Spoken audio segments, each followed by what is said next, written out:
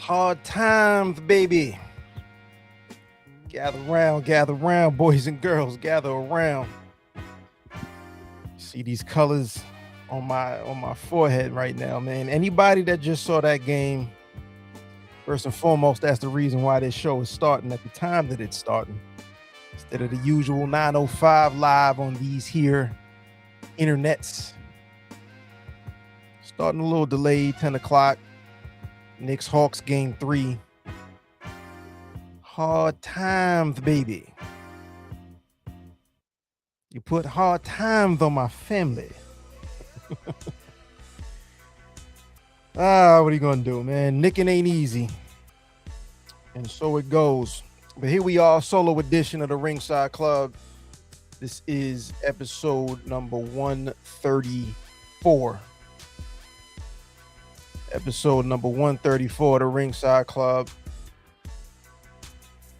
Peace to the good sir Chad Law, who's out on assignment. He'll be back definitely for the next episode when we tap back in. So I'm gonna hold it down solo tonight, and it's gonna be a rather quick one. That road to Mania, we finally took the exit ramp.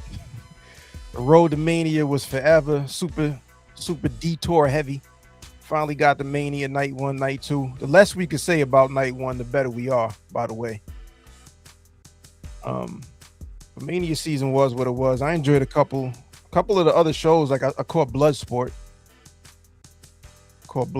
Earlier on Saturday. Shout out to Josh Barnett. I think that's gonna be the last Bloodsport. Janai Kai versus Miyu Yamashita was dope. Sabre Jr. pulled up. Pete Dunne lives. Got to see Pete Dunne pull up the Bloodsport, so that was cool. And then, of course, that main event, Natty Neidhart, Shayna Baszler. Wouldn't mind seeing them run that back.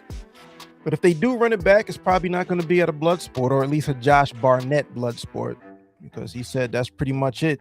So at least the current incarnation of be no Bloodsport to be. But one thing I didn't know until earlier today, actually, the first Bloodsport was a Matt Riddle. It was still GCW, but it was Matt Riddle's Bloodsport instead of Josh Barnett. So we'll see. We'll see if they give that brand to somebody else, another name on the marquee, or if they just keep it at GCW Bloodsport. But nonetheless, that was a dope show. At least I enjoyed it. Peace to Round came through. He was watching Mania Night 1. And yeah. Mania Night 2, I definitely think was, I'm not saying anything that anybody else hasn't already said, but Night 2 definitely lapped Night 1. Got the arrival of Obafemi. A lot of people were nervous about that whole build, Obafemi, Brock Lesnar. Obafemi seemed to have been getting the upper hand every time they collided on Monday Night Raw. So conventional wrestling fan wisdom would tell you that the win would go to Brock, which definitely would not have been the move. So I'm glad they didn't pull that trigger. And ultimately, that's the end of Brock's career, so it seems. So the Obafemi went up. The match, CM Punk versus Roman Reigns. Fire. Bianca Belair with the baby bump, that reveal. Jacob Fatu, I think that was night 1, Jacob Fatu and Drew McIntyre. But Jacob Fatu came out of Mania, period. His stock is on the rise. Saw him pull up against on Monday Night Raw, face off against Roman Reigns. I want that title shot. That looks like that's what's coming up at Backlash. That's what's up. But Mania season is over. Mania is over.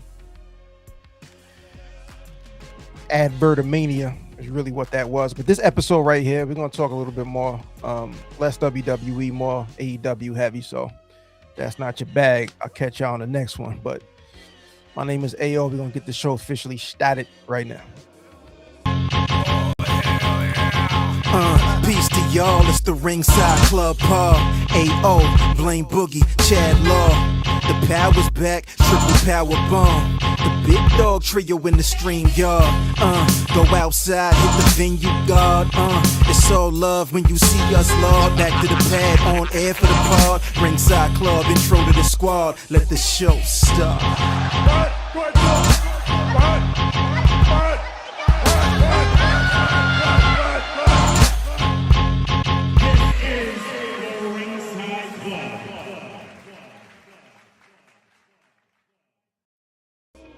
Peace, peace, peace, peace, peace, peace, of course. Peace of the gods, peace of the earths.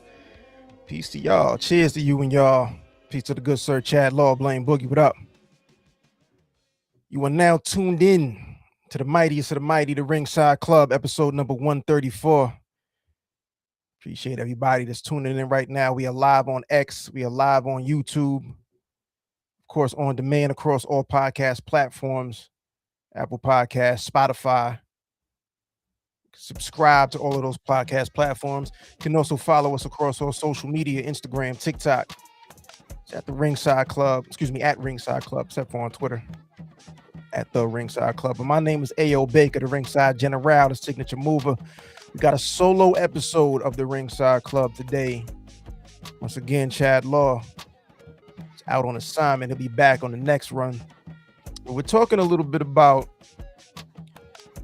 AEW today, and specifically four names that you can obviously see in the title of the episode. Those four names: Darby Allin, MJF, Kevin Knight, and Will Ospreay. I wanted to focus on those four names for this particular episode because a lot of what's going on AEW programming revolves around them. Obviously, the world title picture, Darby Allin as the brand new world champ. He defeated MJF a little over a week ago. So a lot is revolving around him. The chaos that his title win is throwing into the win in AEW. MJF, he's not happy about it. And then we have Will Ospreay, who's coming off of that neck surgery. We're going to get into the different challenges that he's going through right now. And then Kevin Knight, I really think his stock is probably rising at a percentage higher than anybody else's, faster than anybody else's, just because he has the most upside right now. We've seen MJF take it to the top already, former world champ. We've seen Darby Allin recently take it to the top as the new world champ. We've seen and been expecting Will Ospreay to take it all the way to the top. We've seen him take it to the top outside of AEW. New Japan, Rev Pro. But we also, when he came into AEW, expected him to take it to the top. And the cool thing about Kevin Knight is he came in, we expect him to do great things because of the talent. But when the talent and the booking actually match, that's when we get something special. And that's what I think we're in the midst of with Kevin Knight. So we're going to focus on those four names. We're going to start here with Darby Allin.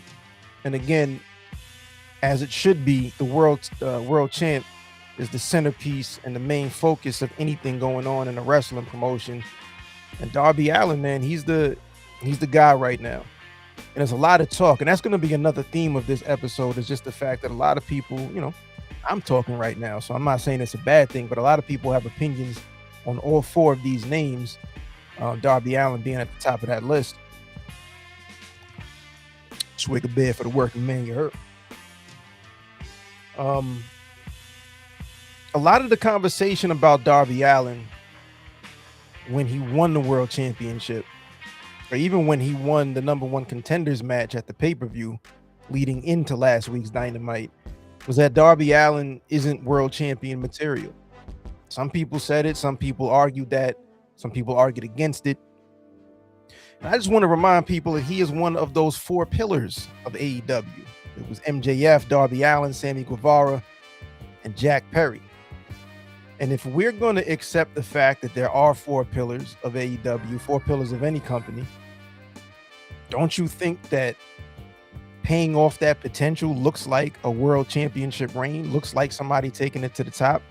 Saying that he's not world championship material, but he was, a lot of people kept him right there level with MJF. And obviously MJF is head and shoulders above as far as the booking is concerned. But I think Darby Allin did a great job in paying off the expectations that people had for him when they gave him the moniker of one of the four pillars.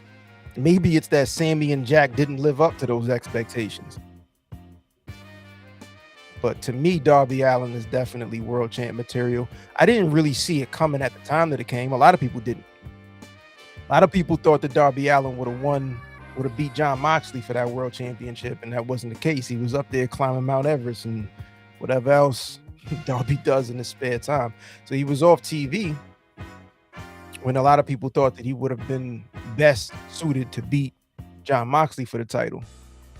But what I think is really cool about this title run is that this is causing chaos and it's forcing other people to adjust. And the matches that we're going to get, the match that we got, Darby Allin versus Tommaso Ciampa, is one of the best TV matches that you're going to see, period. World title match, non-title match, whatever. They got busy. They got to it. There was blood. That psycho killer driver off of the rope to the outside was insane. That was one of the matches on the last episode of the Ringside Club when Chad and I were talking about the prospect of getting shouts to birthday too. I think he was on that episode. Just the prospect of getting a Darby Allin versus Tommaso Ciampa match. They're gonna go 100 miles an hour right at each other, and they definitely did. Instant classic match. I thought it was incredible, you know. And then next week we're getting Darby versus Brody, and Brody King and Darby Allin.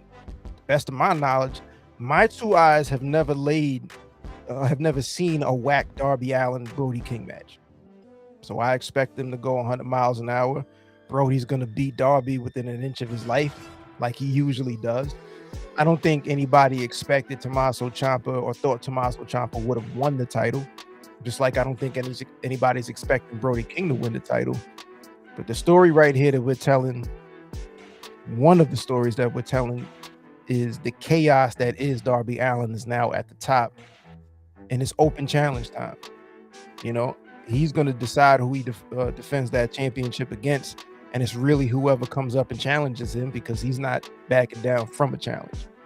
So I like that. But one of the other most interesting things about a Darby Allin title reign is who he took it from and what the reaction of MJF has been, again, in the week or so since he lost that title. This is AEW, right? The promotion that doesn't tell stories. So let's go back. We go back to the pay-per-view. MJF is solely focused, as he should have been, solely focused on defending his championship against the cleaner Kenny Omega. So he beats Kenny Omega, he retains, but he has no idea what's going on as far as Darby being the newly crowned #1 contender. Doesn't check social, goes dark on social, text messages, phone calls, has no idea until he shows up, and Renee Paquette catches him in the parking lot and tells him, look, bro, tonight you're supposed to be defending that title against Darby Allin. Darby's already in the ring. MJF lost that title because he wasn't prepared. MJF is the guy that always prepares. Let's bring this man's picture up. Look at this guy. This is this week. Last week he was not prepared. He tried to cheat. It didn't work. Darby Allin beat him at his own game, cheated. It did work. And we have a new champ. So fast forward to this week. What I love here, first and foremost, when do you know MJF to show up to the arena when he's not scheduled for a match, or just show up to the arena in general, come out to the ring already in gear, already in his trunks, boots, wrists taped up? He's off his game. He expected that he was going to be able to either bully Darby Allin into giving him that title back, which obviously wasn't going to work. I don't think MJF believed it. When that didn't work, he tried to bully his way into getting an immediate title shot. Tommaso Ciampa laughed that one off, gave him a little kiss on the cheek. Yo, get back to the back, kid. It's my turn right now. I'm up. And you see the look on MJ's face MJF's face, he's going to lose his mind eventually. But that's the interesting wrinkle about this story of Darby Allin taking the title from MJF, is the fact that this is going to further and further like drive MJF off of his game. And you got a guy that's that evil who now has his back against the corner, against the wall. He can't get what he wants. We're going to see how far MJF actually goes. We're going to see how far MJF actually takes it. We're going to see MJF deliver his own brand of chaos until he can finally either get a shot or just outright, remove the title from Darby Allin, basically by any means necessary. But right now, it wasn't this week. Ciampa had the shot. It's not going to be next week. Brody King has the shot. Does he try to interfere? Does he make an enemy out of Brody King? See, I really, Almanac Shaw Heartbreak, what up? I really like the chaos of the title picture right now. 100%. 100%. There's chaos right now. Anything with Darby Allin is the focal point is going to be about nothing but chaos, which is dope. It shakes it up a little bit. And we have some time before we get to, the big shows. Like everybody's talking about, what's going to be the main event for All In. There's so much time left to tell that story about, who's going to be in the world title picture. There's so many chips that have to fall first, and Darby Allin is an agent of chaos. And that's interesting to me. Anybody that knows me is listening to me on the Ringside Club for the last couple of years. One of the things I always say is I need chaos. I love chaos. That's what keeps things interesting. You know what I mean? So I'm very, very interested in seeing how far MJF takes it, what lows he stoops to in order to get that world title back, or at least find himself back in the world title picture. So we'll see. We'll see. But yeah, I agree. I love a little chaos. A little chaos in the morning never hurt anybody, man. So we talked a little bit about Darby Allin. We talked about MJF. Another guy I want to focus on right now that I really love what they're doing over at AEW right now. I love what they're doing with Kevin Knight. The Jet Kevin Knight. What I enjoy about Kevin Knight is we're seeing, in real time, the making of what I believe to be a superstar. He has all the tools. He has the charisma. He has the athleticism. Peace to the good sir Low. What up? Love how this summer's about to get booked. 100%. You know what this reminds me of in a way? One of my favorite periods in WWE, 96. So we're talking about Double or Nothing for sure. For sure. I might have to scoop a little ticket situation. But this reminds me, like, my favorite period in WWE, or one of my favorite periods, was 96. This is after Brett came back, 96 going into the top of 97. So we're talking post Austin 316, King of the Ring, all of that. And it was that just chaotic world title scene at the time where, Vader was involved. Shawn Michaels may or may not have a smile this week. Stone Cold isn't at the world title level yet, but he's right there. Psycho Sid. I remember that fatal four-way right after the Rumble, the Final Four, that pay-per-view, Final Four in your house. I just love the chaos there. Like, nobody held the world title for too long of a period. People were beefing, feuding with one another left and right. It was all kinds of chaos, and it was some of the most entertaining TV that WWF to this day, in my opinion, has produced. And this is what I like about this. There's a lot of people that are trying to solidify their spot right now. Kevin Knight being one of them. He made it very clear. I have my eyes on whomever the world champ is. And what's happening right now, what happened this past week on Dynamite, is he called out MJF because he wants his win back. So much so that the champ is calling out the challenger, in this case, MJF. Yo, come get this title. You know what I mean? No problem. You want gold? Come try to take this gold off of me. So he has the confidence. He has the look. He has the charisma. He has the athleticism. He could talk on the mic. I love the fact that AEW is giving him opportunities to show what it is that he can do. So let's go back. Um, he came in last year. He had the Owen Hart Cup, performed in that really well. Continental Classic, he performed in that. Already a two-time trios champ, right? They gave him the tag team with Speedball, two-time trios champ, once with Hangman, once with Mystico.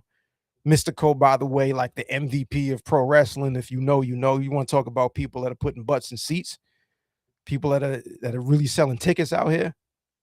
To put Kevin Knight and Speedball for that matter, next to Mystico on the record books forever as a team, trios.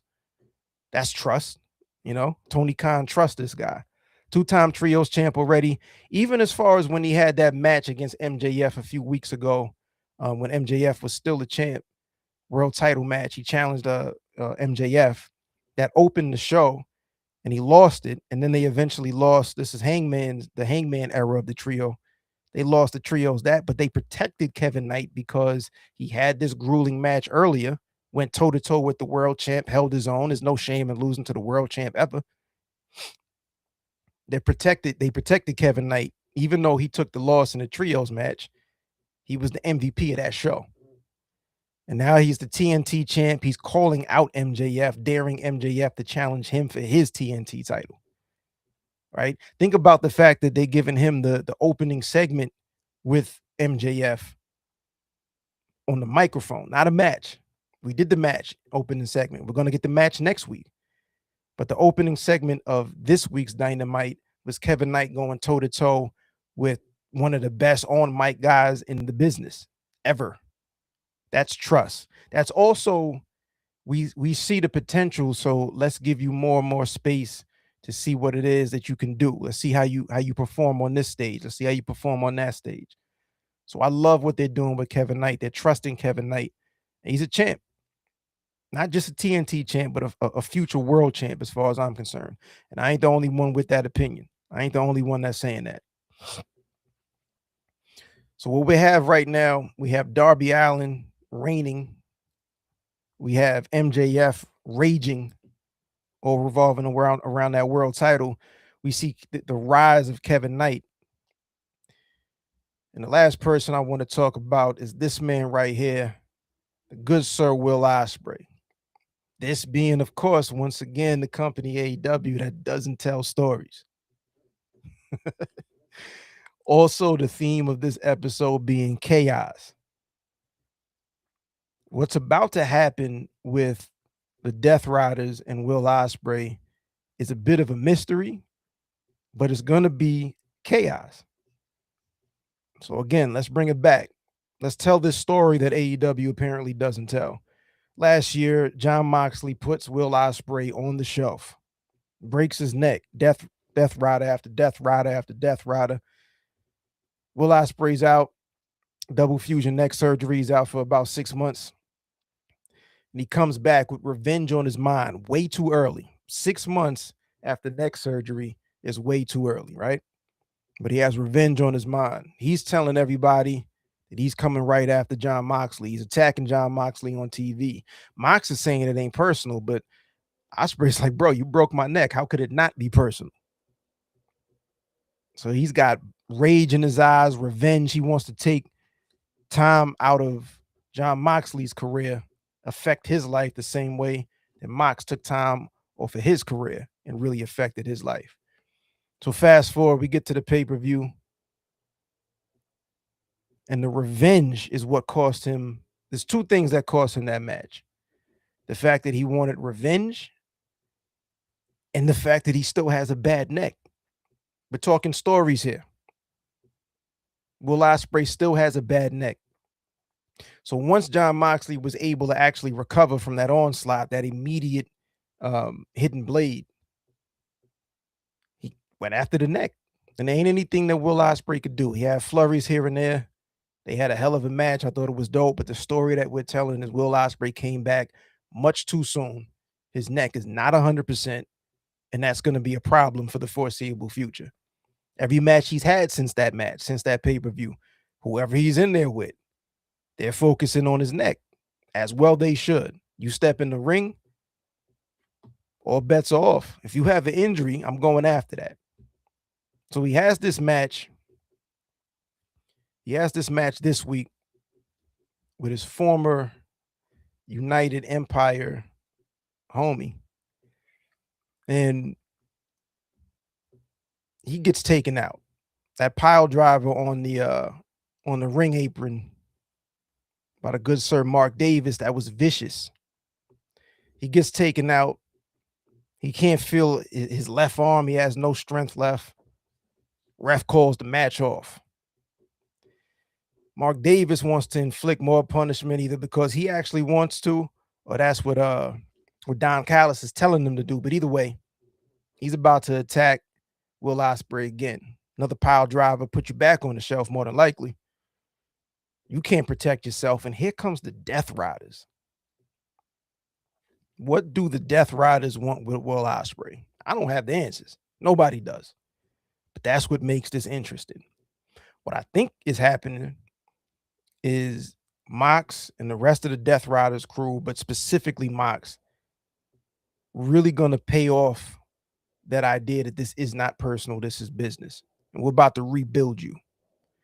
They are about to build Will Ospreay into the most dangerous version of himself, which is exactly what he needs to be if he's going to make the push for the world championship, like a lot of people think he will when we get to All In later on this summer.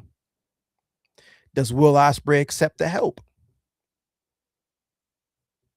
He has real beef with Jon Moxley. Mox didn't attack him. He said, nah, Claudio, pick him up. Let's take him back. Does Will Ospreay accept the help? What does Will Ospreay and Jon Moxley putting their feud to the side, their beef to the side, look like for the rest of AEW? Mox already has a belt, by the way, Continental title. Is this him getting Will Ospreay ready for a world title run, or is this something else? Where did they take him? There's so many questions here, and that's what I like about this. That's what I like about what's going on in general in AEW.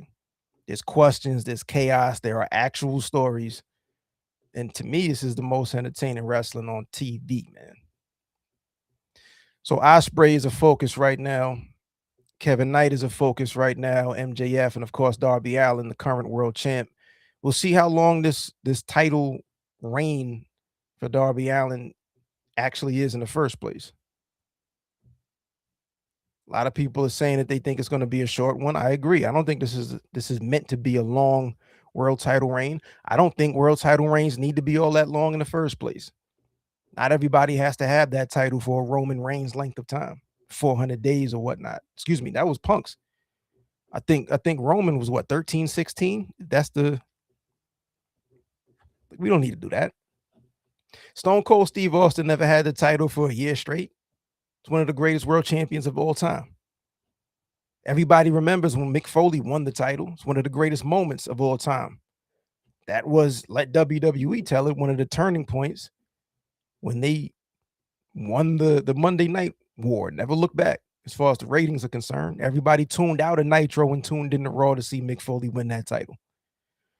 So my point is, Darby Allin does not have to have this super duper long title reign for this to be a successful title reign. Just look at the entertainment value. You turn AEW on, the Darby Allin's on TV, whether it be a Brody King match, a Tommaso Ciampa match, talking trash back and forth with MJF being thrown into a tailspin. This is good. This is good TV. So that's it. This was good TV. This was episode of the Ringside Club Solo. Bop. Cheers to y'all. Not sure what we're going to do next week. It might be another one of those Nassau Coliseum videos.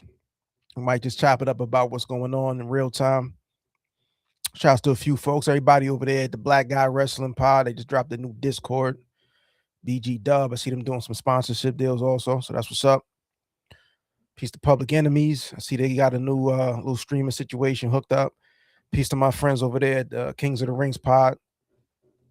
King Ricky Rose and all that. BRP, Black Wrestling Podcast. Happy belated.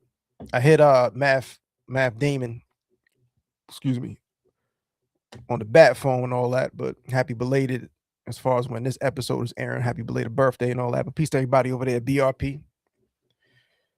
I ain't forget about I got some. It's in the works. Say less. Those wrestling girls, Brian H. Waters, Wrestling Realm, Marks with Mikes, what up? Backstage Brawl, what up? Locker room lead is fine. Yo, my man Low, leave Low's social media alone, man. I ain't like that. Made me want to go change my passwords, man. Locker room lead is fine though. It's all good. Everybody over there, BG Dub, the Almanac Show, Heartbreak Julio, what up? And that's it, man.